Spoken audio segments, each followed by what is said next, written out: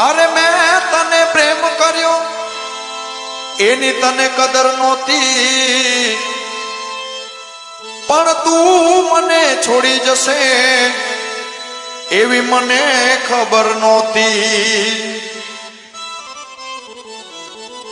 તું તો મારી જાન છે પણ તું તો મારી જાન છે પણ તારા મોટા